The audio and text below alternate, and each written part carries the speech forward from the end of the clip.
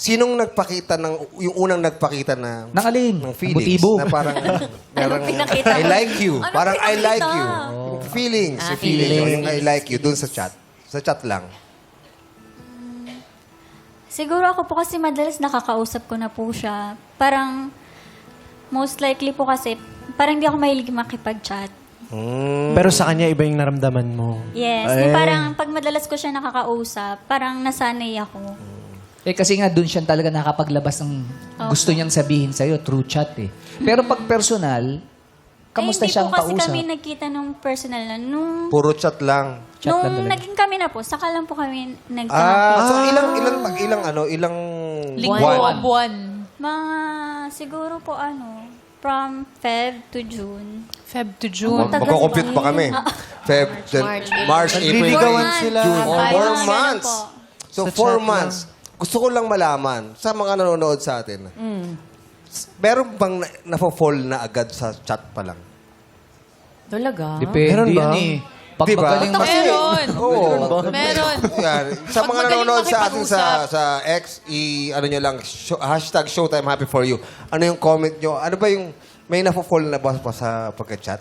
Parang Ako meron. sa dami ng mga ex-couples na na-interview na natin dito, ang dami nilang nagsimula during the pandemic. So parang masasabi natin na... O kasi wala ka pwede naman rin- choice eh. Hindi Oo. ka makakalabas. Diba? Sa virtual lang na nag-uusap. Sila, si Christine, ano sa tingin nyo, yung sa 4 months na yun, may na-inlove na ba sa inyong dalawa? That time?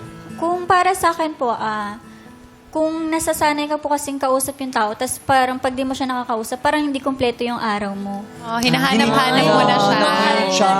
May kulang. Hinihintay na niya yung mga chat ni Sabi nga ni Tyrone. Eric Santos, kulang ako kung wala ka. Paano? Kulang. Ikaw kasi mababa yung boss mo. Sabi nga ni Daniel Padilla, hinahanap-hanap kita.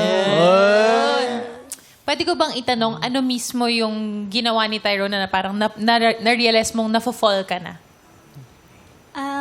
Medyo nagiging sweet na po kasi siya eh. Parang yung Paano? usual po kasi dati na hindi na, mga kamustahan lang talaga. Or tara, gimmick tayo, punta tayo dun sa sa kaibigan ko, birthday. Tapos ako po si Tangge.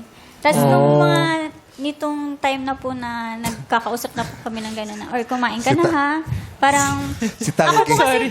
Si Tangge tsaka si Tanggol. Kapatid ni Tanggol. Kapatid ni Tanggol si Tangge. Joke lang. Okay, tapos Pwede ka so ba lang mag-guess tumatanggi-tanggi ka muna. Batang Quiapo.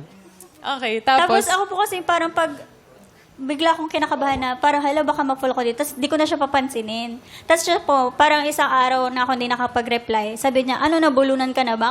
Hindi ka natapos kumain. Yung mga ganun. Tapos nakukot niya yung attention ko. Natatawa ka, nakukornihan ka, pero deep inside, May dating yun, so syempre. funny naman this guy. So Pero gusto